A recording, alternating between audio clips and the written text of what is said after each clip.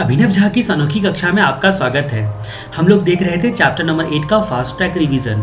उसमें हम लोग अब नवंबर 2016 वाली स्टडी मटेरियल में जो नया अमेंडमेंट करके डाला गया था उसके बारे में चर्चा करते हैं। एक्चुअली ये कुछ मॉडल पहले से बताए गए थे और कुछ मॉडल और भी उन्होंने एक्सप्लेन किया है। तो हम लोग यहाँ पर बात करते हैं कि क्लाउड कंप्यूटिंग सर्विस मॉडल। तो क्लाउड कंप्यूटिंग सर्विस मॉडल, जब आप क्लाउड कंप्यूटिंग सर्विस लेना चाहते हो तो आप किस मॉडल का सर्विस लेना चाहते हो एग्जैक्टली उसके बारे में यहाँ पर बताया गया है कि कितने प्रकार से आपको सुविधाएं दी जा सकती है जो कि क्लाउड से आपको दी जा सकती है। ठीक है, तो हम लोग यहाँ पर सबसे पहले बात करते हैं कि आपको एक टर्म याद रखना है, NIST, national institute of standard and technology. National institute of standard and technology, अगर ये फुल फॉर्म आप याद रख सको national institute of standard and technology तो ज़्यादा बेटर है। ठीक है, इन्होंने 3 प्रकार से बेसिक सर्विसेज बताए हैं क्लाउड के, 3 प्रकार के बेसिक सर्विसेज बताए हैं। तो बेसिक सर्विसेज क्या बताए हैं? IPS, National institute of standard and technology ने बेसिक सर्विसेज को, बेसिक क्लाउड सर्विसेज को 3 भाग में बांटा है, infrastructure as a service, platform as a service और software as a service. Introduction topic में भी हम लोगों ने काफ़ी डिटेल में इस पर चर्चा करी थी। इंफ्रास्ट्रक्चर एज ए सर्विस क्या होता है, प्लेटफॉर्म एज ए सर्विस क्या होता है और सॉफ्टवेयर एज ए सर्विस क्या होता है, जिसके बारे में हम लोगों ने इसी चैप्टर की शुरुआत में काफ़ी डिटेल में चर्चा की थी। इन तीनों के बारे में, IPS के बारे में। इसको बताने वाला कौन? बेसिक सर्विसेज को बोलने वाला कौन? National institute of standard and technology. बाकी जितनी भी सर्विसेज होती हैं वो अदर में आ गई।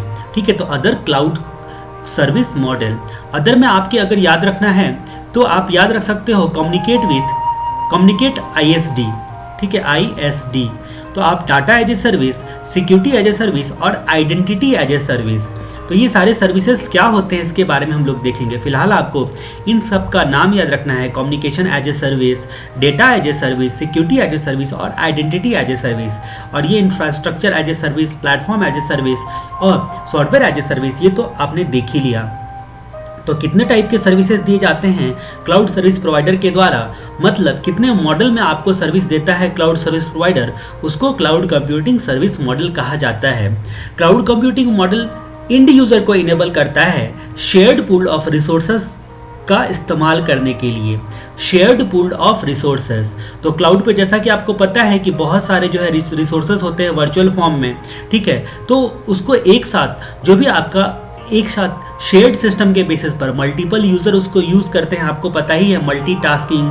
ठीक है, उसके बाद मल्टी टेनेंसी, ये सारे क्लाउड कंप्यूटिंग के कैरेक्टरिस्टिक्स होते हैं। तो मल्टी टेनेंसी, बहुत सारे किराएदार यानी कि बहुत सारे यूजर्स एक साथ शेयर कर सकते हैं इन सारे रिसोर्सेज को। ठीक है, और उसके बाद मल्टीपल रिसोर्सेज यहाँ पर रखे रहते हैं। ठीक है, तो शेयर्ड पूल ऑफ रिसोर्सेज इसी टर्म को बोला जाता है। तो क्लाउड कंप्यूटिंग सर्विस में, मॉडल में शेयर्ड पूल ऑफ रिसोर्सेज, जिस तरह का रिसोर्सेज को आपको चाहिए सर्विस, उसका शेयर्ड पूल बना लिया जाता है और जिससे मल्टीपल यूजर्स को सर्विस दिया जाता है। नेटवर्क, स्टोरेज, डेटाबेस, एप्लीकेशंस, ठीक है, ये सारे कॉमन रिसोर्सेज होते हैं क्लाउड पर। जिस रिसोर्सेज को आप मतलब अपने इंफ्रास्ट्रक्चर पर सेटअप किए बिना आप क्लाउड सर्विस प्रोवाइडर से, CSP से, क्लाउड सर्विस प्रोवाइडर से किराए पर लेकर इस्तेमाल कर सकते हो।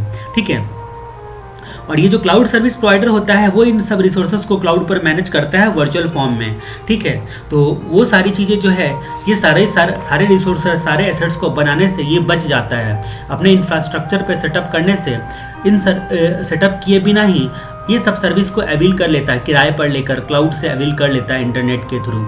तो इसका मतलब ये हो गया कि क्लाउड सर्विस मॉडल क्या होता है कि कितने प्रकार के एक्चुअली में सर्विस दिए जाते हैं। एक एक करके हम लोग यहाँ पर समझते हैं। सबसे पहले हम लोग समझते हैं इंफ्रास्ट्रक्चर एज ए सर्विस।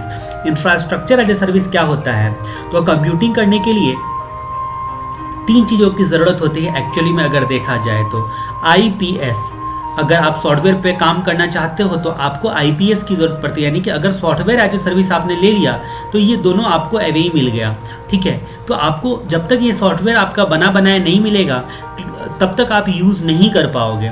ठीक है, जैसे कि मैंने एग्जांपल में बताया था कि ऑफिस 365 ठीक है। तो ऑफिस 365 माइक्रोसॉफ्ट की वेबसाइट है, उस वेबसाइट पर जाकर आप जो सर्विसेज खरीदते हो तो आप क्या करते हो कि वहाँ पर इंफ्रास्ट्रक्चर भी रहता है, प्लेटफॉर्म भी रहता है और उन्होंने सॉफ्टवेयर लगा के भी दिया रहता है। तो वो काम जो है वो आप ऑफिस 365 अपनी लॉगिन आईडी से इंटर करके उसके बाद जो है वो यूज़ कर पाते हो। तो 3 चीज़ों की ज़रूरत पड़ती है बेसिक तौर पे कहा जाए तो, ठीक है। इंफ्रास्ट्रक्चर एज ए सर्विस में क्या मिलता है? तो इंफ्रास्ट्रक्चर एज ए सर्विस में ऑपरेटिंग प्लेटफॉर्म और सॉफ्टवेयर खुद ही अरेंज करना पड़ता है। तो ऑपरेटिंग प्लेटफॉर्म जो होता है और सॉफ्टवेयर जो होता है इसमें खुद ही आपको अरेंज करना पड़ेगा, खुद ही लगाओ, खुद ही बनाओ, उससे हमें कोई मतलब नहीं है। वो सिर्फ आपको जो सर्विस ऑर्गेनाइजेशन होगा, सर्विस प्रोवाइडर होगा, क्लाउड सर्विस प्रोवाइडर, वो केवल एकमात्र आपको इंफ्रास्ट्रक्चर अरेंज करके देगा, ठीक है।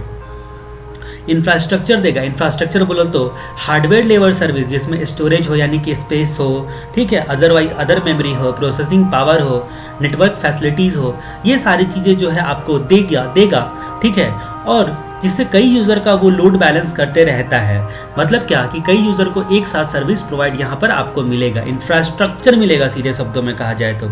यूज़र ऑर्गेनाइजेशन का जो आईटी डिपार्टमेंट होगा वो खुद का सर्वर जो है उसको मेंटेन नहीं करना पड़ता है इंफ्रास्ट्रक्चर के लिए, ठीक है। इंफ्रास्ट्रक्चर में टिपिकली 3 बातें हम लोगों को पढ़नी है। अगर देखा जाए तो इंफ्रास्ट्रक्चर एज ए सर्विस में भी हम लोगों को 3 बातें पढ़नी है। सबसे पहले तो हम लोगों ने कंसेप्ट जाना। कंसेप्ट में हम लोगों ने देखा कि कंप्यूटिंग करने के लिए आईपीएस की जरूरत पड़ती है, इंफ्रास्ट्रक्चर, प्लेटफॉर्म और सॉफ्टवेयर की जरूरत पड़ती है। यहाँ पर हम लोगों को प्लेटफॉर्म और सॉफ्टवेयर का अरेंजमेंट खुद ही करना पड़ता है, ठीक है, यूजर ऑर्गेनाइजेशन को। क्लाउड सर्विस प्रोवाइडर वाले केवल इंफ्रास्ट्रक्चर प्रोवाइड करके देते हैं, बोले तो हार्डवेयर लेवल सर्विस जिसमें स्पेस, मुख्य रूप से स्टोरेज, मेमोरी, प्रोसेसिंग पावर और नेटवर्क फैसिलिटीज जैसी चीज़ें जो है वो आपको देती है, ठीक है। तो इसमें हम लोगों को 3 चीज़ें देखनी है कि इंफ्रास्ट्रक्चर एज ए सर्विस में typically infrastructure as a service provider जो होता है वो क्या क्या सर्विसेज प्रोवाइड करता है, क्या क्या स्पेसिफिक सर्विसेज प्रोवाइड करता है। तो कुछ स्पेसिफिक सर्विस के बारे में हम लोगों को देखना है। दूसरा, इंफ्रास्ट्रक्चर एज ए सर्विस के कैरेक्टरिस्टिक्स क्या क्या होते हैं, ठीक है। और different instance of infrastructure as a service, मतलब कि अलग अलग ग्रुप ऑफ सर्विसेज जो होते हैं, इंफ्रास्ट्रक्चर का sub group, infrastructure as a services का सब ग्रुप, डिफरेंट इंस्टेंस जो है वो आपको देखने हैं, ठीक है। तो इंफ्रास्ट्रक्चर एज ए सर्विस इस तरह से हमें याद करना है। उससे पहले हम लोग बैजू बावरा की कहानी जो है वो याद करते हैं, ठीक है। तो आपको इंफ्रास्ट्रक्चर एज ए सर्विस में यहाँ पर आपको ये याद आना चाहिए बैजू बावरा की कहानी। तो इंफ्रास्ट्रक्चर एज ए सर्विस जो है वो सारे पॉइंट्स आपको समझ में आ जाएंगे। बैजू बावरा जो था, ठीक है, बैजू बावरा वो दिमाग का पैदल था, ठीक है, दिमाग इसके पास नहीं था, बस ये क्या बोलते हैं उसको, ये वादन करते रहता था, ठीक है। तो दिमाग का तो ये पैदल था। इसकी गर्लफ्रेंड थी। इसकी गर्लफ्रेंड क्या करती है, इसको कुछ कंप्यूट करने के लिए मैथ्स के क्वेश्चन देती है, ठीक है। तो बैजू बावरा को कुछ आता नहीं है गाने बजाने के अलावा, ठीक है, बैजू बावरा को, तो इसको मैथ्स के कुछ क्वेश्चन सॉल्व करने के लिए देती है। तो इसने बचपन से जो कुछ भी सीखा होता है सारे स्टोरेज को रिकॉल करने की कोशिश करता है, अपने दिमाग में जो भी सारे स्टोरेज होते हैं उसको रिकॉल करने की कोशिश करता है, ठीक है। लेकिन वो खसक जाता है, बोलो तो इसका दिमाग लोड बैलेंसिंग नहीं कर पाता है। तो ऐसी सिचुएशन में क्या होता है, इसका दिमाग जब लोड बैलेंसिंग नहीं कर पाता है तो ऐसी सिचुएशन में क्या होता है कि आपका क्या बोलते हैं, इसका नेटवर्क भी जो होता है वो फेल हो जाता है और इंफ्रास्ट्रक्चर पर यानी कि जमीन पे ये गिर जाता है बैजू बावड़ा। तो बैजू बावड़ा को कुछ कंप्यूट करने के लिए देती है या मैडम, इनकी गर्लफ्रेंड जो होती है वो, तो वो अपने दिमाग के स्टोरेज पर पूरी कैपेसिटी से कोशिश करता है उस मैथ्स के प्रॉब्लम को सॉल्व करने की, लेकिन इसका लोड बैलेंस वो नहीं कर पाता है और इसका नेटवर्क फेल हो जाता है और वो इंफ्रास्ट्रक्चर पर गिर जाता है, ठीक है। तो बैजू बावड़ा की पहली कहानी हम लोगों ने देखी। अगली कहानी हम लोग अगले एपिसोड में देखेंगे। तो सबसे पहले हम लोग देखते हैं कि स्पेसिफिक सर्विस क्या क्या परफॉर्म किए जाते हैं। तो कंप्यूट करने के लिए दिया जाता है, तो स्पेसिफिक सर्विसेज में कंप्यूट, यहाँ पर इंफ्रास्ट्रक्चर में आपको कंप्यूट करने के लिए आप ये सर्विसेज लेते हो, ठीक है। दूसरा स्टोरेज के लिए, तीसरा नेटवर्क के लिए और चौथा लोड बैलेंस करने के लिए। तो ये लोड बैलेंस क्या होता है, इंट्रोडक्शन में भी हमने आपको बताया था कि एक सर्वर से काम नहीं चल रहा है तो अब दूसरा सर्वर लगा लो, ठीक है। तो या हाई कॉन्फ़िगरेशन वाला दूसरा सर्वर लगा लो या फिर एक से अधिक सर्वर लगा के सबका जो है वो अटैच करके रखो, ठीक है। तो क्लस्टरिंग करके रखो सबका। तो लोड बैलेंसेस के बारे में हमने पहले ही देखा था। लोड बैलेंसर्स, नेटवर्क, स्टोरेज और कंप्यूट, ये सारी चीज़ें जो है वो यहाँ पर स्पेसिफिक सर्विस में आ जाती है। ठीक है, तो स्पेसिफिक सर्विस में आ जाती है ये सारी चीज़ें। ठीक है, अब हम लोग यहाँ पर सम स्पेसिफिक सर्विसेज के बारे के बाद देखेंगे characteristics of infrastructure as a services. तो हम लोगों को यहाँ पर characteristics of infrastructure as a services देखने से पहले हम लोग डिफरेंस इंस्टेंस देखते हैं। डिफरेंस इंस्टेंस इसीलिए देखते हैं क्योंकि पूरी कहानी पता रहेगी हमें कि इंफ्रास्ट्रक्चर एज ए सर्विस में और भी कितने सब सिस्टम सब टाइप्स होते हैं। ठीक है, इंफ्रास्ट्रक्चर एज सर्विस कितने मुख्य रूप से टाइप्स होते हैं, तो उससे हम लोगों को आसानी से समझ में आ जाएगा। ठीक है, तो यहाँ पर आपके दिमाग में एक क्वेश्चन आ रहा होगा कि आखिर इसकी गर्लफ्रेंड ने क्या कंप्यूट करने के लिए दिया था और ये कंप्यूट क्यों नहीं कर पाया। इसलिए कंप्यूट नहीं कर पाया क्योंकि ये बैक बेंच पे बैठता था। ठीक है, तो ये बैक बेंच पे बैठता था। ठीक है, मतलब बैक डेस्क पे बैठता था, सीधे शब्दों में बोला जाए तो बैक डेस्क बेंच पे बैठा करता था। अपने जब इसका पढ़ने का वक्त था तो बैक डेस्क बेंच पे बैठा रहता था। ठीक है, और वहाँ पर क्या करते रहता था, इंटरनेट से यानी कि नेटवर्क से आपका मूवी डाउनलोड करते रहता था और डाटाबेस में जो मूवी पड़े हुए रहते थे साउथ इंडियन मूवी वो देखते रहता था। ठीक है, तो back desk network storage database. तो आपके दिमाग में आ रहा होगा कि भाई इस जमाने में भी होगा क्या स्मार्टफोन। मान लो आप ही के ज़माने की बात हो रही है, ये network as a service, storage as a service, और आप ही के किसी फ्रेंड का नाम मान लो बैजू है। ठीक है, तो बस उसी का दिमाग हम लोग उसी के बारे में आप सोचो, network as a service, storage as a service, database as a service, backend as a service और डेस्कटॉप एज ए सर्विस। तो बैक डेस्क पे बैठ कर, तो ये दो तो टर्म आपको बिल्कुल अभी याद हो गया होगा, बैकएंड एज ए सर्विस। ठीक है, उसके बाद desktop as a service, database as a service, storage as a service और नेटवर्क एज ए सर्विसेज। तो ये सारी चीज़ों को पहले हम लोग देखेंगे। तो हम लोग देखते हैं कि बैक बेंच पर बैठकर मतलब back end as a service.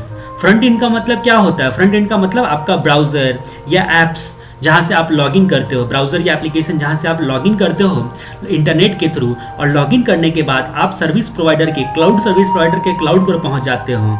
उसके लोकेशन पर जो रिसोर्सेज रखा हुआ रहता है आप उसका इस्तेमाल कर पाते हो। तो बैकएंड एज ए सर्विस ऐसा ही मतलब एक इंफ्रास्ट्रक्चर एज ए सर्विस होता है जो वेब और मोबाइल ऐप्स बनाकर आपको सर्विस प्रोवाइड करता है। मतलब क्या कि मतलब कई प्रकार के ऐप्स बनाकर आपको बैकएंड तक सर्विस को पहुंचाने का काम करता है ताकि बैकएंड क्लाउड स्टोरेज पर आप एक्सेस करके सर्विस कर पाओ। तो एक्चुअली ये बैकएंड एज ए सर्विस ये आपको एक्सेस अलाउ करता है। तो बैकएंड एज ए सर्विस आपको एक्सेस अलाउ करता है। अब बात करते हैं डेस्कटॉप एज ए सर्विसेज। तो अगर आप मतलब आप वर्चुअल डेस्कटॉप का इस्तेमाल करना चाहते हो, मतलब खुद के इंफ्रास्ट्रक्चर पर आपने वर्चुअल डेस्कटॉप की फैसिलिटी जो होती है वो लेते हो, तो मतलब आपके इंफ्रास्ट्रक्चर पर ये एक कंप्यूटर की तरह आपको लॉगिन आईडी पासवर्ड करो। ठीक है, मान लो कि इसका लेवल इतना ज़्यादा होता है कि मान लो आज आपका वर्कलोड बहुत ज़्यादा है और आपको 1000 कंप्यूटर की ज़रूरत है, तो लॉगिन आईडी जो है वो डालो और 1000 वहाँ पे डालो। 1000 की कैपेसिटी वाला आप अपने डिवाइस पर जो है 1000 कंप्यूटर की तरह आप इस्तेमाल कर सकते हो। दूसरा कि अगर संडे के दिन आपको सिर्फ 50 कंप्यूटर की ज़रूरत है या 100 चाहिए, तो 100 के लिए ही आप जो है लॉगिन करो और लॉगिन करने के बाद 100 वहाँ पे सेलेक्ट करो और उसके बाद कुछ ही सेकंड में आपके पास 100 कंप्यूटर की कैपेसिटी वाला सर्विस आ जाएगा और 100 कंप्यूटर का आप इस्तेमाल बैठ के कर सकते हो। इसका मतलब क्या हुआ कि अपनी फैसिलिटीज़ पर आपको एक ऐसा डेस्कटॉप नहीं लगाना है जिसपे हर एक डेस्कटॉप पे, हर एक पीसी पे मतलब आपके पास सिर्फ एक डब्बा मशीन रहे जो कि कंप्यूटर का काम करे, उससे भी काम चल जाएगा। ठीक है, और ये मेन सर्वर है। अब ये सर्वर पर क्या होता है कि आपको अगर 100 के लिए चाहिए तो ये 100 वाला जो है आपको रिसोर्सेज प्रोवाइड करके देगा। ठीक है, जिसमें आप 100 का 100 कंप्यूटर पे यूज़ कर सकते हो, और नहीं अगर आपको 1 लाख का चाहिए तो 1 लाख का जो है ये प्रोवाइड करके देगा। मतलब आपके पास सिर्फ कंप्यूट करने के लिए एक डिवाइस चाहिए छोटा सा, उसमें ब्राउज़र के थ्रू यानी कि फ्रंट एंड से आप जो है वो लॉगिन आईडी वगैरह सब डालोगे और बैक एंड तक वहाँ पर एक्सेस कर लोगे और एक्सेस करने के बाद आप सर्विसेज अवेल कर सकते हो। तो डेस्कटॉप एज ए सर्विस मतलब आपको पीसी का जो है जुगाड़ करके ये देता है। जितना पीसी आपको चाहिए, पीसी हमको ही हम लोग डेस्कटॉप बोलते हैं। ठीक है, और बैकएंड एज ए सर्विसेज 2 प्रकार के सर्विसेज होते हैं। ठीक है, जो कि बहुत कॉमन होते हैं इंफ्रास्ट्रक्चर एज ए सर्विस में भी। उसके अलावा सबसे इंपॉर्टेंट होता है network as a services. Network as a services तो देखो इंफ्रास्ट्रक्चर यानी कि नेटवर्क का जिसने जाल बिछाया, जैसे BSNL ने लीज लाइन सर्विसेज देते हैं वो, तो लीज लाइन सर्विसेज जो उन्होंने लगाया हुआ है उसको आप केवल रेंट पे लेते हो। ठीक है, तो वैसे क्या बोलते हैं क्लाउड सर्विस प्रोवाइडर जो होता है वो नेटवर्क का जो है जाल बिछाती हैं, उनका खुद का नेटवर्क रहता है, आप उनके नेटवर्क को इस्तेमाल करना चाहते हो।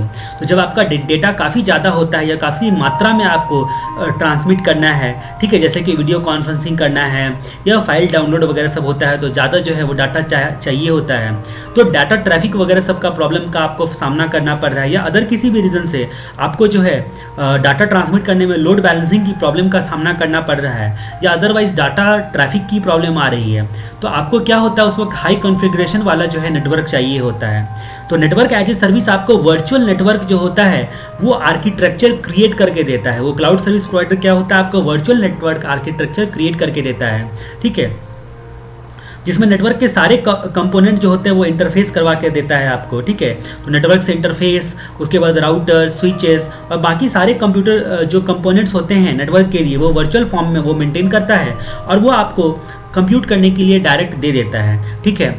तो network as a services provider जो होते हैं वो 3 मॉडल में ऑपरेट करते हैं। ये network as a service provide जो मॉडल जो होते हैं वो 3 मॉडल में ऑपरेट करते हैं। एक होता है आपका, ये सब नाम आपने सुना होगा, ठीक है, डे टू डे लाइफ में भी कहीं ना कहीं ये सब सुना होगा। एक सुना होगा वर्चुअल प्राइवेट नेटवर्क, ठीक है। तो वर्चुअल प्राइवेट नेटवर्क जो होते हैं, पहला मॉडल आपको देते हैं, ये वर्चुअल प्राइवेट नेटवर्क देते हैं, VPN देते हैं, ठीक है। 40,000 से शुरू हो के लाखों करोड़ों तक जाता है ये वर्चुअल प्राइवेट नेटवर्क। उसके बाद फिर बोलता है कि बैंडविड्थ ऑन डिमांड।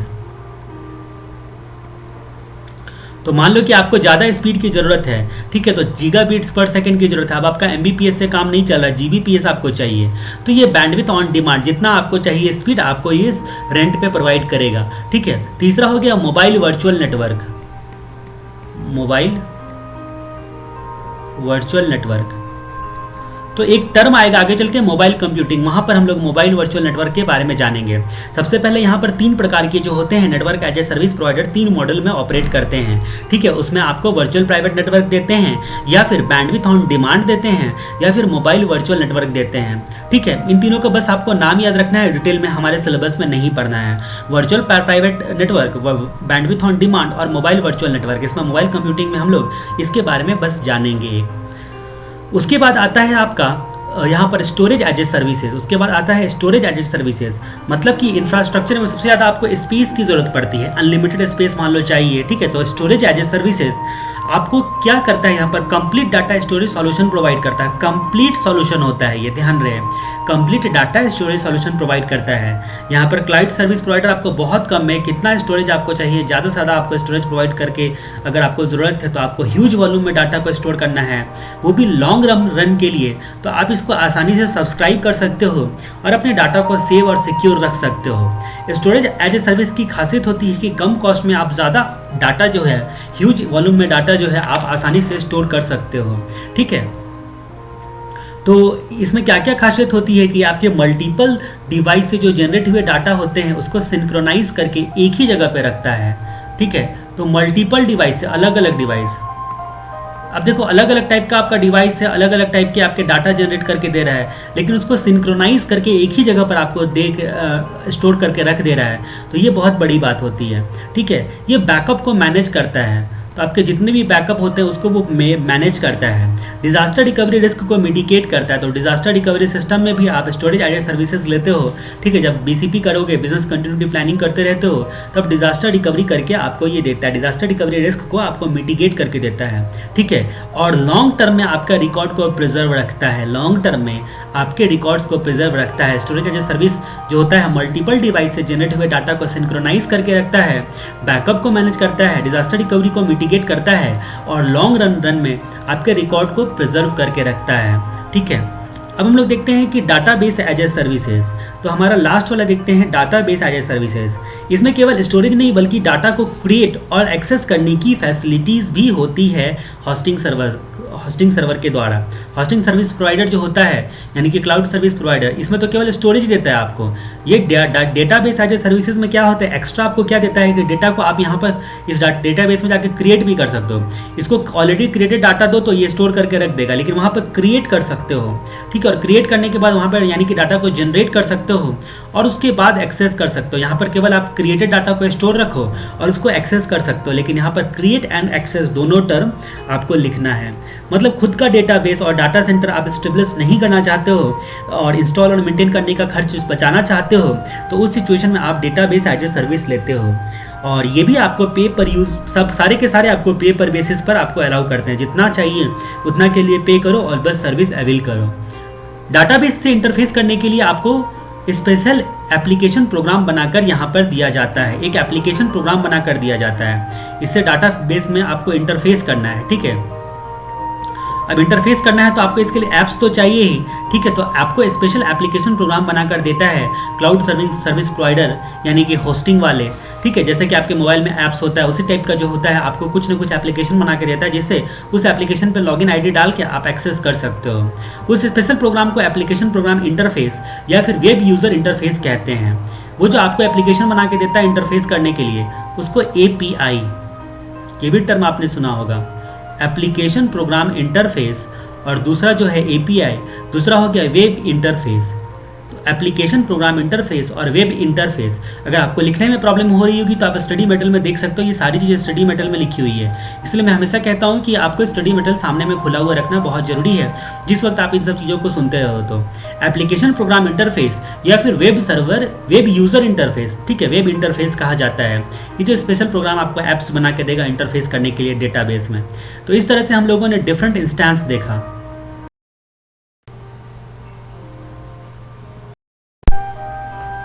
अब यहाँ पर अकॉर्डिंगली आपको देखना है characteristics of infrastructure as a service. तो web access to the resources तक आप वेब एक्सेस कर सकते हो, ठीक है। तो ऑनलाइन एक्सेस आप कर सकते हो, सबसे ज़्यादा जरूरी है यहाँ पर ऑनलाइन इंटरनेट की फैसिलिटीज़ आपके पास होना, web access to the resources. उसके बाद मीटर्ड सर्विस, यानी कि पे पर यूज़ मोड। ये मीटर की तरह आपको मेजरमेंट करके देगा कि आपने कितना जो है वो इस्तेमाल किया है, तो मीटर्ड सर्विस, ठीक है। शेयर्ड इंफ्रास्ट्रक्चर, तो क्लाउड पर जो है वो आपका इंफ्रास्ट्रक्चर, जो भी सर्विसेज होंगे, इंफ्रास्ट्रक्चर जो भी होगा, आपने इंफ्रास्ट्रक्चर एज ए सर्विस लिया है तो उसको आप शेयरिंग सिस्टम पे आप यूज़ कर सकते हो, जिससे आप कॉस्ट कम बनता है आपका, और काफ़ी हज़ारों मल्टी टेनेंसी, यानी कि एक यहाँ पर कैरेक्टरिस्टिक्स होते हैं क्लाउड के, ठीक है। पर्टिनेंट इशू वगैरह सब में आप देखोगे मल्टी टेनेंसी करके टर्म दिया हुआ है, तो बहुत सारे टेनेंट उसका इस्तेमाल कर सकते हैं, ठीक है। सेंट्रलाइज मैनेजमेंट, जो भी क्लाउड सर्विस प्रोवाइडर होता है वो सेंट्रलाइज मैनेज करता है सबके डाटा को, ठीक है, इंफ्रास्ट्रक्चर एज ए सर्विस में।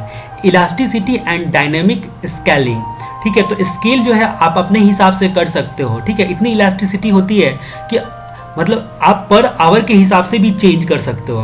मतलब आपको 1 घंटे के लिए अगर आपको इंफ्रास्ट्रक्चर में आपको मान लीजिए नेटवर्क आज को बहुत स्पीड चाहिए, GBPS का नेटवर्क चाहिए, तो जितनी देर के लिए आपको GBPS में चाहिए 1 आवर के लिए आप सब्सक्राइब कर लो कि भाई 1 आवर के लिए मेरे को GBPS में स्पीड दो, ठीक है। बाकी टाइम में आपको MBPS में चाहिए तो आप MBPS में मांग सकते हो, लेकिन जब आपको अर्जेंसी आ गई तो वो आपको ज़्यादा स्पीड में देंगे। मतलब इलास्टिसिटी एंड डायनेमिक वे में इतनी इलास्टिसिटी होती है और इतना मतलब इस तरह से स्केल करके आपको देता है, स्केल को आपको बढ़ा घटा सकता है ऑन डिमांड।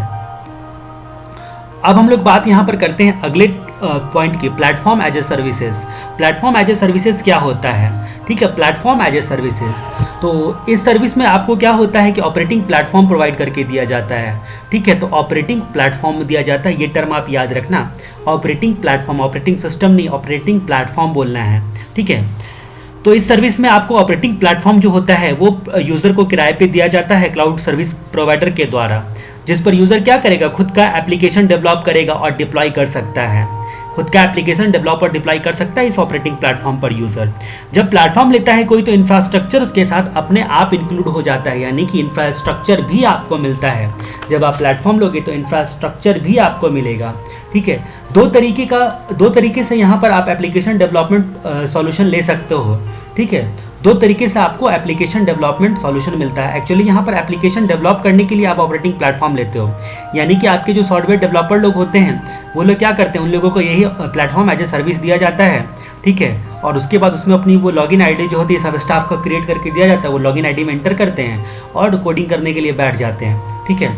तो यहाँ पर बोलता है कि एप्लीकेशन 2 तरह से एप्लीकेशन डेवलपमेंट सॉल्यूशन देता है platform as a service. Traditional approach से, traditional application development, traditional approach से, और दूसरा होता है stand alone application, stand alone application. तो यहां पर 2 तरह से आपको एप्लीकेशन डेवलपमेंट सॉल्यूशन देता है platform as a service, traditional application development और दूसरा हो गया आपका stand alone application. Traditional application development में क्या होता है, जो भी बड़ी कंपनी होती है उसमें क्या होता है कि जो बड़ी कंपनी होती है उसमें डेवलपर एप्लीकेशन लोकली डेवलप करता है, जिसको सेंटर्ड लोकेशन पर होस्टिंग करता है सर्विस प्रोवाइडर। मतलब क्या, ट्रेडिशनल एप्लीकेशन डेवलपमेंट में लोकली मतलब अपने प्रीमाइस के आसपास ही अपने ऑर्गेनाइजेशन में ही जो कोडिंग वगैरह सब करके इसको कोडिंग जो है यहाँ पर तुरंत अपडेट करते रहता है, फिर डेवलप किया अपडेट किया, डेवलप किया अपडेट किया, ये काम लगातार चलते रहता है। अब ये जो क्लाउड सर्विस प्रोवाइडर होता है यहाँ पर उसके कोडिंग को मैनेज करते रहता है, यानी कि होस्टिंग करते रहता है। स्टैंड अलोन एप्लीकेशन में क्या होता है, मतलब यहाँ पर बोलता है कि क्या बोलते हैं, सर्विस प्रोवाइडर लोग जो होता है ऑनलाइन अवेलेबल करवाते हैं, जो भी डेवलप किया है उसको ऑनलाइन अवेलेबल करवाते हैं सर्विस प्रोवाइडर लोग। तो यहाँ पर स्टैंड अलोन में क्या होता है कि जो भी डेवलप किया है आपको उसको अवेलेबल करवा के आपको देंगे। तो ट्रेडिशनल एप्लीकेशन डेवलपमेंट और स्टैंड अलोन एप्लीकेशन, यहाँ पर हम लोग बात करते हैं कि प्लेटफॉर्म एज ए सर्विसेज में आपको दो बातें पढ़नी है, मुख्य रूप से दो बातें पढ़नी है। सम स्पेसिफिक सर्विसेज, जैसा कि इंफ्रास्ट्रक्चर एज ए सर्विस में भी देखा था, उसके बाद characteristics of platform as a services. ठीक है, तो सम स्पेसिफिक सर्विसेज, तो प्लेटफॉर्म से आपको क्या याद आता है, रेलवे स्टेशन का प्लेटफॉर्म। ठीक है, प्लेटफॉर्म पर जैसे ही गाड़ी खड़ी होती है अच्छी जगह पे अंदर के साइड में सारे कोई सीट के नीचे में अपना सामान रख पाए, इसीलिए जल्दी जल्दी वहाँ पर सामान लादना चालू कर देते हैं। भले रिजर्वेशन भी होता है उसके बावजूद भी देखना सभी सामान लेके जल्दी जल्दी चढ़ाना चालू कर देते हैं, क्योंकि पता है आधा घंटा ट्रेन रुकेगी प्लेटफॉर्म पे, उसके बावजूद भी जल्दी जल्दी क्यों चढ़ाना चालू कर देते हैं, क्योंकि उनको अच्छी जगह मिलेगी, यानी कि लादना चालू कर देते हैं। ठीक है, तो LADO। ठीक है, तो स्पेसिफिक सर्विस में लादो। ठीक है, तो लादना चालू कर देते हैं प्लेटफॉर्म पर जैसे ही लगा, तो प्लेटफॉर्म एज ए सर्विस में आपको लादो यानी कि सामान जल्दी जल्दी लादो, ये आपको याद आना चाहिए। L से प्रोग्रामिंग लैंग्वेज, L से लैंग्वेज, A से एप्लीकेशन फ्रेमवर्क्स, डेटाबेस और अदर टूल्स। ठीक है, तो यहाँ पर बोलता है प्रोग्रामिंग लैंग्वेज, उसके बाद एप्लीकेशन फ्रेमवर्क, डेटाबेस और अदर टूल। तो सबसे पहले हम लोग लादो के बारे में देख लेते हैं कि आपका जो भी आपका platform as a service provide किया जाता है उसमें लादो कैसे कैसे होता है। तो प्लेटफॉर्म में आपको एक सबसे पहले तो लैंग्वेज दिया जाता है। लैंग्वेज बोले तो आप यहाँ पर प्लेटफॉर्म पर क्या करोगे, प्रोग्रामिंग लैंग्वेज तो आपको मिलेगा, प्रोग्रामिंग तो करने के लिए डेवलपर लोगों को मिलता है, तो उसको प्रोग्रामिंग लैंग्वेज जो होता है उन्होंने सीखा हुआ रहता है, जावा, ठीक है, PHP और कई तरह के लैंग्वेज प्रोवाइड करते हैं डेवलपर इन लोगों को, ताकि प्लेटफॉर्म पर एक्सेस करके इन सब लैंग्वेज की मदद से जो एप्लीकेशन डेवलपर होता है वो एप्लीकेशन को डेवलप कर सके। अब सिर्फ लैंग्वेज से काम तो चलेगा नहीं, एप्लीकेशन का फ्रेमवर्क भी चाहिए होगा। तो प्लेटफॉर्म एज ए सर्विस जो होता है एज ए सर्विस प्रोवाइडर, ठीक है, अदर स्ट्रक्चर और टूल्स भी प्रोवाइड करते हैं। ठीक है, स्ट्रक्चर, प्रैक्टिस और टूल, SPT। ठीक है, तो स्ट्रक्चर और टूल भी प्रोवाइड करते हैं अदर, जो कि आपको जिसके फ्रेमवर्क के तहत जो है वो आपको एप्लीकेशन डेवलप करना है। तो लैंग्वेज भी प्रोवाइड करते हैं और एप्लीकेशन फ्रेमवर्क भी प्रोवाइड करते हैं। उसके बाद डेटाबेस प्रोवाइड करते हैं, प्रॉपर कम्युनिकेशन और स्टोरेज के लिए डेटाबेस फैसिलिटी भी देते हैं। ठीक है, platform as a service provider और भी कई प्रकार के टूल्स देते हैं जो कि आपको एप्लीकेशन डेवलप करने में मदद करेगा। तो प्लेटफॉर्म एज ए सर्विसेज जो होता है वो प्रोवाइडर बाकी वो सारे टूल्स देते हैं जिससे एप्लीकेशन को डेवलप करने में, डेवलप करके टेस्ट करने में, ठीक है, और डिप्लॉय करने में मदद मिले। डेवलप करने में, टेस्ट करने में और डेवलप करके टेस्ट करके डिप्लॉय करने में मदद मिले।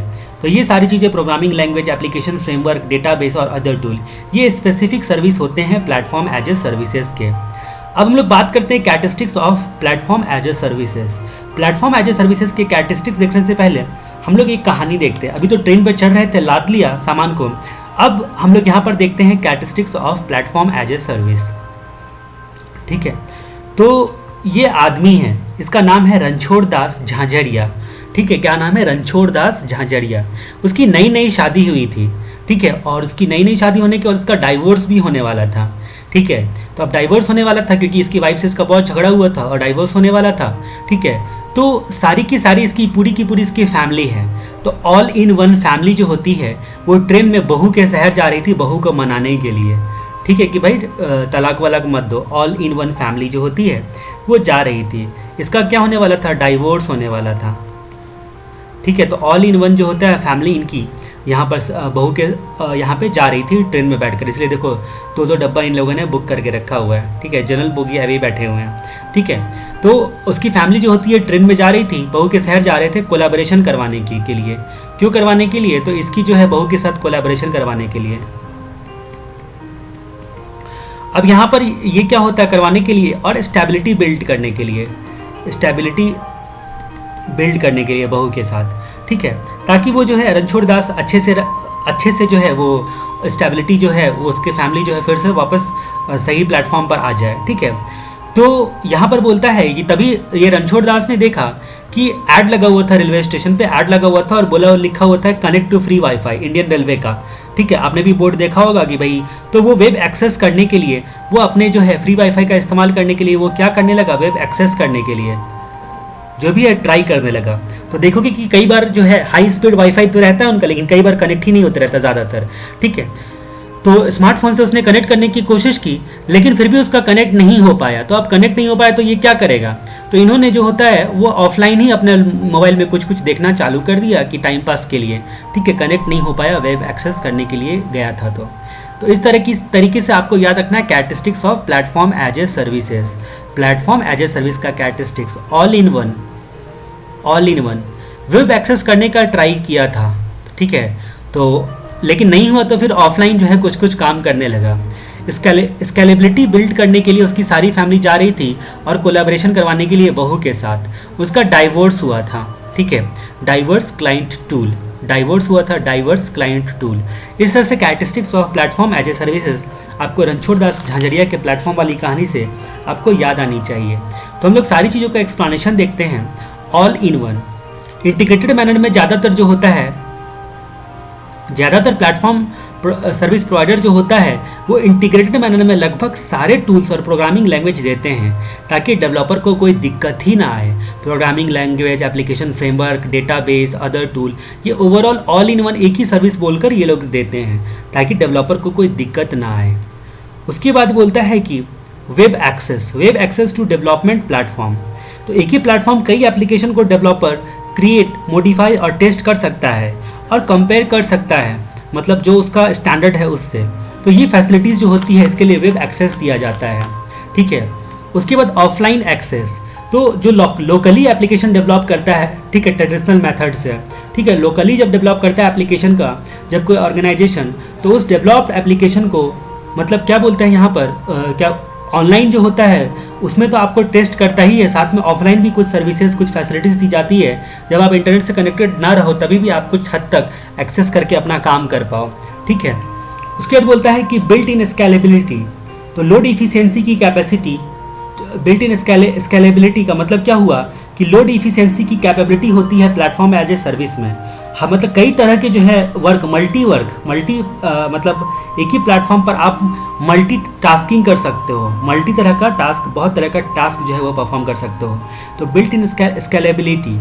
उसके बाद कोलैबोरेटिव प्लेटफॉर्म, तो मतलब कोलैबोरेटिव प्लेटफॉर्म मतलब कई सारे डेवलपर जो होता है आपस में एक साथ कोलैबोरेशन करते हैं और उसके बाद जो होता है प्लेटफॉर्म एज ए सर्विस के लिए इनोवेटिव आइडियाज़ वगैरह सब जो है निकलते हैं इसमें। तो आपको एक प्लेटफॉर्म भी दिया जाता है जिस पे आप कोलैबोरेशन कर सकते हो। इसके मेंबर अगर आप बन गए उस प्लेटफॉर्म पे तो वहाँ पे बहुत सारे एप्लीकेशन डेवलपर लोगों का दिमाग जो है एक साथ मिल जाता है, उससे कई सारे इनोवेटिव आइडियाज़ वगैरह सब आते हैं, डेवलपिंग, टेस्टिंग, इन सब में फ़ायदा होता है।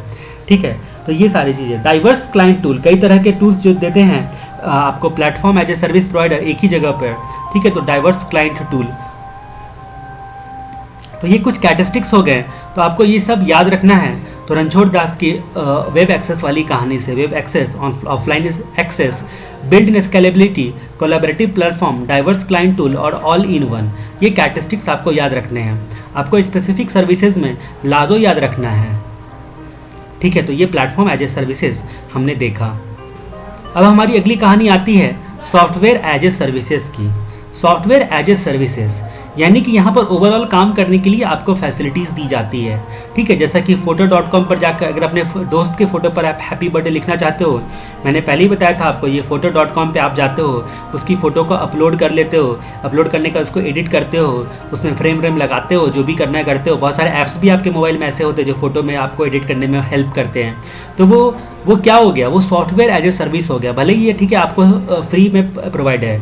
ठीक है, सॉफ्टवेयर एज ए सर्विसेज में वो सर्विस जो है photo.com का सर्विस आपको फ्री में है। वैसे ही बहुत सारे सर्विसेज ऐसे होते हैं जो कि ज़रूरत पड़ने पे आप खरीद सकते हो।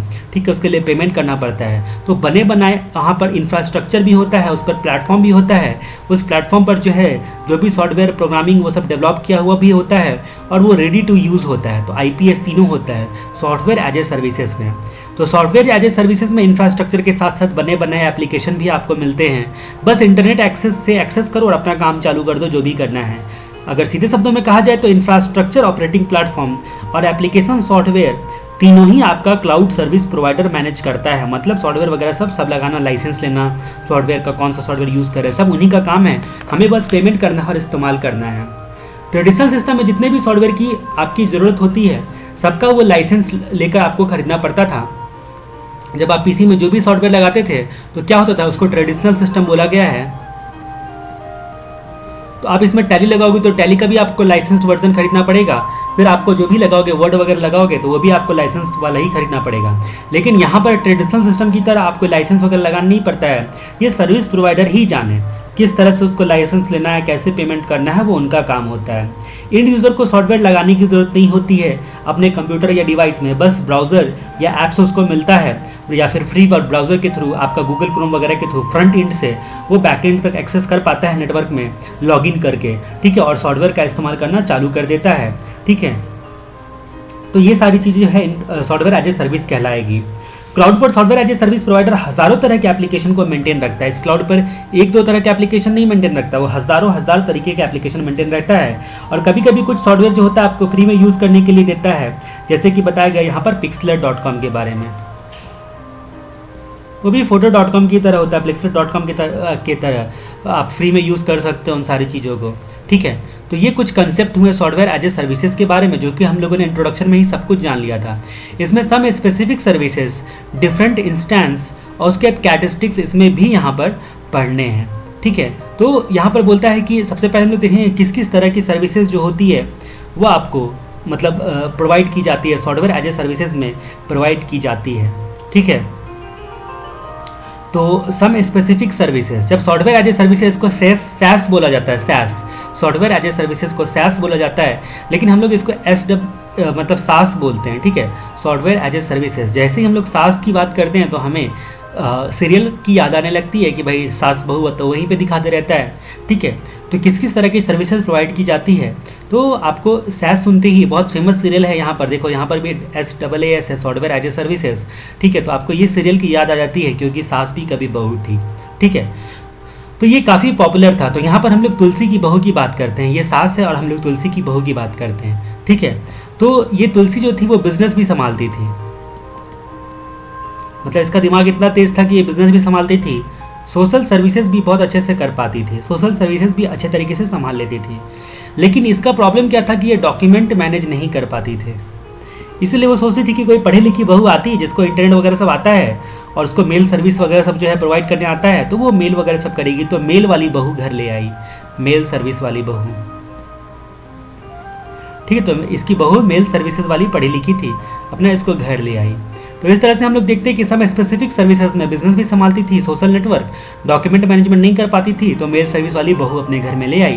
तो किस किस तरह की सर्विसेज SaaS परफॉर्म कर सकती थी, तो बिजनेस, सोशल, डॉक्यूमेंट मैनेजमेंट और मेल सर्विसेज, ये सारी की सारी हमारी सम स्पेसिफिक सर्विसेज में आ गई, ठीक है। तो सम स्पेसिफिक सर्विसेज में आ गई।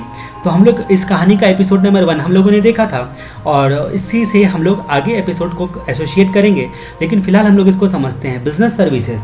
तो किसी भी बिजनेस में आपको स्टार्टअप और रन करने के लिए जो भी सॉफ्टवेयर या एप्लीकेशन लगता है वो डायरेक्ट आप खरीद सकते हो यहीं से, सॉफ्टवेयर एज ए सर्विस वालों से। स्टार्टअप करने में या रन करने में आपको जो भी सॉफ्टवेयर वगैरह सब लगता है या एप्लीकेशन लगता है उसको आपको अवेलेबल करवा के देता है सॉफ्टवेयर एज ए सर्विसेज। जैसे कि आपका ERP हो गया, पेरोल मैनेजमेंट सॉफ्टवेयर हो गया, जो भी आपको चाहिए आपको वो मिल जाएगा।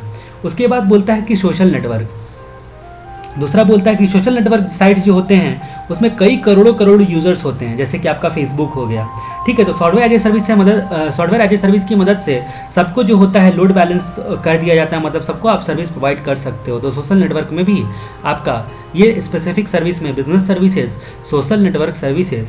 उसके बाद डॉक्यूमेंट मैनेजमेंट, तो इलेक्ट्रॉनिक डॉक्यूमेंट को क्रिएट करना है, मैनेज करना है और ट्रैक करना है, इन सब की सुविधा जो होती है आपको सॉफ्टवेयर से मिल जाती है, ठीक है। तो यहाँ पर सॉफ्टवेयर से आपको डॉक्यूमेंट मैनेजमेंट में सुविधा मिल जाती है।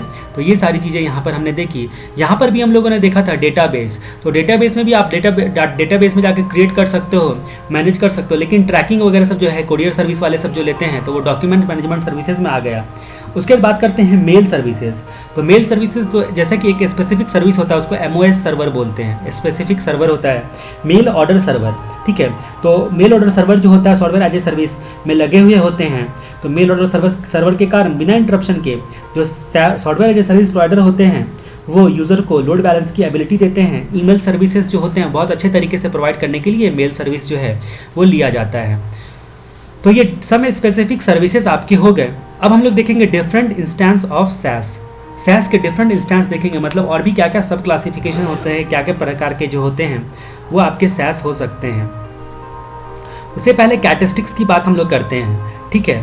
तो कैरेक्टरिस्टिक्स की बात हम लोग यहाँ पर करते हैं। तो हम लोगों ने सैस के बारे में देखा था कि मतलब क्या बोलते हैं कि बहू को जब इन्होंने मेल सर्विस करने के लिए दे दिया था, मेल सर्विस को मैनेज करने के लिए दे दिया था, तो बहू को साथ में बोला था कि भाई तुम सेंट्रलाइज मैनेज भी करो, ठीक है। तो सेंट्रलाइज मैनेज से वो बहू को बोली थी कि भाई सेंट्रलाइज मैनेजमेंट भी तुम संभाल लो, ठीक है।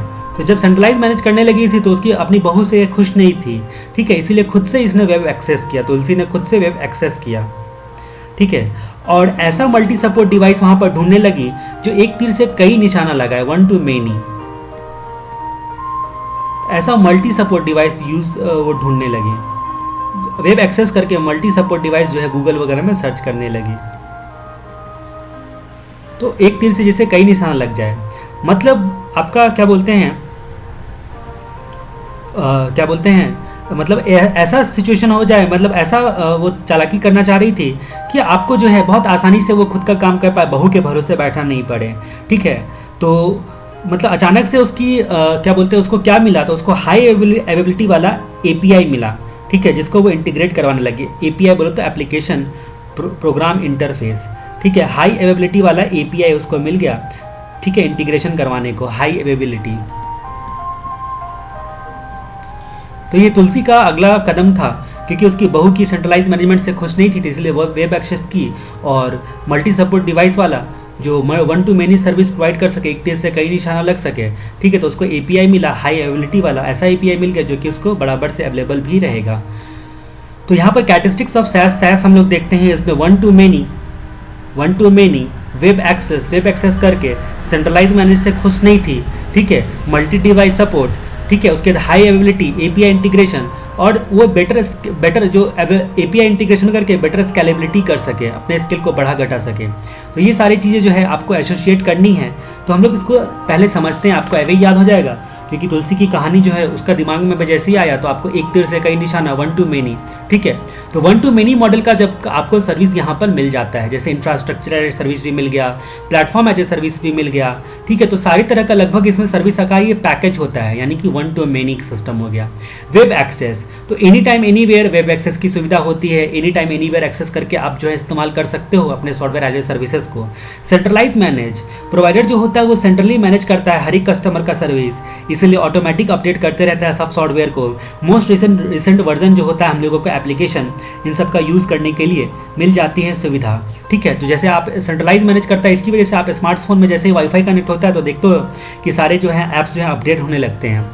उसके बाद मल्टी डिवाइस सपोर्ट, तो एंड यूज़र कई तरह के जो होते हैं वो डिवाइस इस्तेमाल कर सकते हैं, जैसे कि पीसी हो गया, लैपी हो गया, स्मार्टफोन हो गया, टैबलेट हो गया, और भी कई तरह के डिवाइस इस्तेमाल कर सकते हैं। तो मतलब multi device support. Better scalability, तो ट्रेडिशनल के कंपैरिजन में जो है स्केलेबिलिटी इसमें ज़्यादा अच्छी होती है, ठीक है। मतलब आपका जितना ज़रूरत हो उसके हिसाब से अपने स्केल को बढ़ा घटा सकते हो, इसके स्केल को, सर्विस के स्केल को। उसके बाद हाई एबिलिटी, जो software as a service provider जो होते हैं वो आपको सफिशिएंट बैकअप और रिकवरी मैकेनिज्म जो होता है वो सिस्टम इंप्लीमेंट करके देते हैं, और सर्विस लेवल एग्रीमेंट के तहत यूज़र को बोलते हैं कि भैया हमेशा आपको अवेलेबल रहेगा, 99.99% आपको अवेलेबिलिटी की गारंटी देते हैं। मतलब हमारा सर्विस 1 घंटे के लिए भी, 1 मिनट के लिए भी आपको धोखा नहीं देगा। लेकिन उसके बावजूद भी हमारा सर्वर अगर नहीं हुआ, एनी टाइम एनीवेयर एक्सेस नहीं कर पाए, तो 99.99% है कि हम आपको सर्विस की एग्रीमेंट करके देते हैं कि हम आपको सर्विस देंगे, आपका हमारा सर्विस फेल नहीं होगा। लेकिन अगर फेल हुआ तो बतौर कंपनसेशन हम आपको क्रेडिट भी देंगे। उसके बाद एपीआई इंटीग्रेशन, तो एपीआई बोले तो एप्लीकेशन प्रोग्राम इंटरफेस। तो एप्लीकेशन प्रोग्राम इंटरफेस के कारण कई प्रकार के सॉफ्टवेयर आपस में जो होते हैं वो डाटा एक्सचेंज कर पाते हैं। तो सॉफ्टवेयर के अलग अलग प्रकार भी होते हैं, अलग अलग तरह का इनपुट होता है उनका, तो इस इंटरफेस के कारण जो होता है वो डाटा जो होता है सबके लिए एक्सेप्टेबल फॉर्मेट में कन्वर्ट हो जाता है। तो सीधे शब्द में बोले कि तो SaaS सर्विस प्रोवाइडर जो होता है उसके पास कैपेबिलिटी होती है कि अदर सॉफ्टवेयर या अदर तरह के सिस्टम से भी इंटीग्रेट करवा के दे सके। ठीक है, तो ये one to many, web access, centralize management, multi device support, better scalability, उसके बाद हाई अवेलेबिलिटी, तो ये तुलसी ने चाल चला था, उससे आपको पता चल गया। ठीक है, तो अब ये होता है कि सास की चालाकी यहीं पे ख़त्म नहीं होती है। सास भी वेरी डेंजर थी, सास की चालाकी यहीं पे ख़त्म नहीं होती है। सास ने सोचा कि अब तक जो इसने काम किया है बहू ने, उसने कुछ गड़बड़ ना किया हो, इसकी वजह से उसका ईमेल जो होता है वो टेस्टिंग करवाने लगी अपने एपीआई से। अपने एपीआई से उसका ईमेल भी टेस्ट करने लगी कि कहीं ऐसा तो नहीं है कि सारे डॉक्यूमेंट उसने अपने नाम से कर लिए होंगे। तो different instance of SaaS, testing as a services, email as a services और API as a services, email as a services, API as a services और टेस्टिंग एज ए सर्विसेज, 3 प्रकार के सॉफ्टवेयर एज ए सर्विसेज में आपको देखना है। ठीक है, तो ये 3 प्रकार के कौन कौन से टेस्टिंग एज ए सर्विसेज 3 प्रकार के इंस्टेंसेस के होते हैं। ठीक है, तो टेस्टिंग एज ए सर्विसेज क्या होता है, जब किसी भी एप्लीकेशन या सॉफ्टवेयर को डेवलप करता है डेवलपर, तो उसको टेस्ट करवाना एक बार जरूरी होता है। तो उसके लिए टेस्ट केस बनाना पड़ता है, टेस्ट डाटा जनरेट करना पड़ता है। ठीक है, तो ये सारी चीज़ें ऑनलाइन सॉफ्टवेयर टेस्टिंग की फैसिलिटी यहाँ पर मिलती है। ठीक है, और यहाँ पर बोलता है कि टेस्ट डाटा बनाना, टेस्ट जनरेट करना, ये कई तरह के सर्विसेज आपको प्रोवाइड करके देते हैं। मतलब इस ऑनलाइन आप अपने सॉफ्टवेयर जो भी डेवलप किए हो एप्लीकेशन, उसका टेस्ट कर सकते हो। एपीआई एज ए सर्विसेज, तो एपीआई एज ए सर्विसेज जो होता है वो जनरली बैंकिंग सेक्टर में या फिर अदर फाइनेंशियल सर्विसेज में जो होते हैं, कई सारे एप्लीकेशन को इंटरफेस करवाना पड़ता है, अलग अलग तरह के एप्लीकेशन को इंटरफेस करवा के आपको देना पड़ता है, इसलिए एप्लीकेशन प्रोग्राम इंटरफेस का इस्तेमाल किया जाता है। Application program interface as a services जो होता है वो कई तरह अलग अलग तरह के एप्लीकेशन को आपस में इंटरफेस करवा के देता है।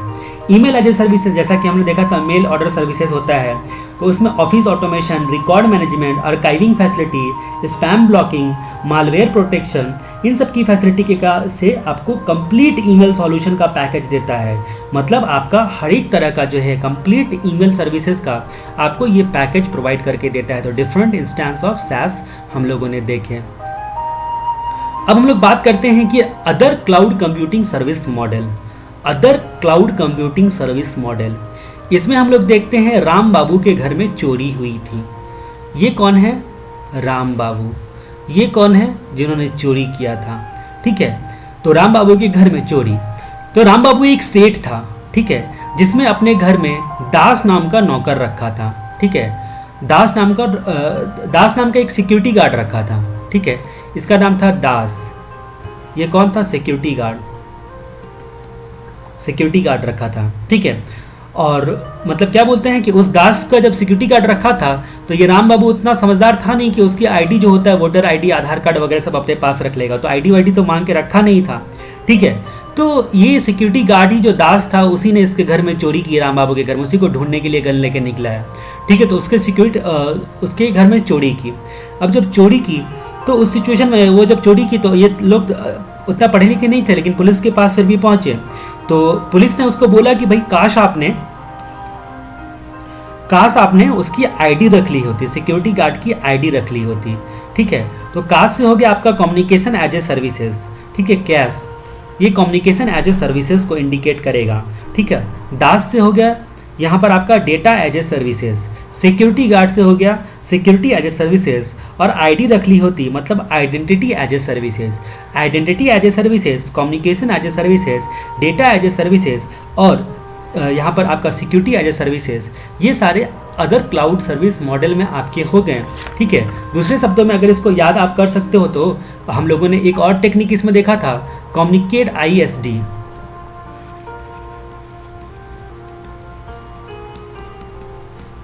और स्टोरी से अगर आपको याद रखना है तो आप ऐसे भी याद रख सकते हो। ठीक है, और एक बार हम समझ जाते हैं इन सब चीज़ों को तो ऐसे भी आपको याद रहेगा। बस मेमोरी टेक्निक मैंने अभी ही बता दिया। अदर क्लाउड सर्विस मॉडल, तो बेसिक 3 जो होते हैं, NIST ने, national institute of standard and technology ने जो बताया है, NIST ने infrastructure as a services, platform as a services और सॉफ्टवेयर एज ए सर्विसेज। उसके अलावा अदर सर्विसेज की बात हम लोग करते हैं। तो सबसे पहले हम लोग यहाँ पर देखते हैं कम्युनिकेशन एज ए सर्विसेज के बारे में। कम्युनिकेशन एज ए सर्विसेज के बारे में देखते हैं। तो कम्युनिकेशन एज ए सर्विसेज किसको किसको लेना रहता है?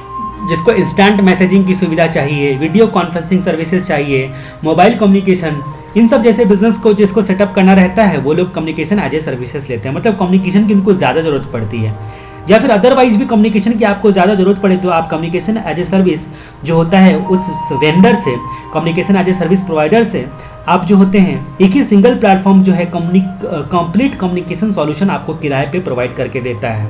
ठीक है, जैसे BSNL वाले, MTNL वाले, लीजलाइन सर्विस वगैरह सब जो होते हैं उनका अलग अलग डिवीज़न होता है, वो सारी चीज़ें प्रोवाइड करते हैं। कम्युनिकेशन वेंडर जो होता है वो रिस्पॉन्सिबल होता है कम्युनिकेशन से रिलेटेड जितने भी हार्डवेयर, सॉफ्टवेयर, टूल्स उन सबको जो है मेंटेन करने के लिए, और वो गारंटी क्वालिटी ऑफ सर्विस आपको प्रोवाइड करने के लिए जिम्मेदार होते हैं।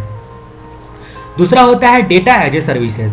डेटा एक क्रिटिकल रिसोर्सेज होता है किसी भी ऑर्गेनाइजेशन के लिए, ठीक है, जिसमें सिक्योरिटी बहुत ज़रूरी होती है, डाटा सिक्योर होना चाहिए और डाटा जरूरत पड़ने पे अवेलेबल होना चाहिए। सबसे इंपॉर्टेंट चीज़, जरूरत पड़ा आपको उस वक्त अवेलेबल ही नहीं हो पाए तो कोई फायदा नहीं है डेटा का, ठीक है, तो डाटा अवेलेबल होना चाहिए। ठीक है, ये सारे कुछ इंपॉर्टेंट एट्रीब्यूट्स है। Chapter number 2 concept of information system में एट्रीब्यूट्स ऑफ इंफॉर्मेशन में आपने ये सारी चीज़ें देखी होगी।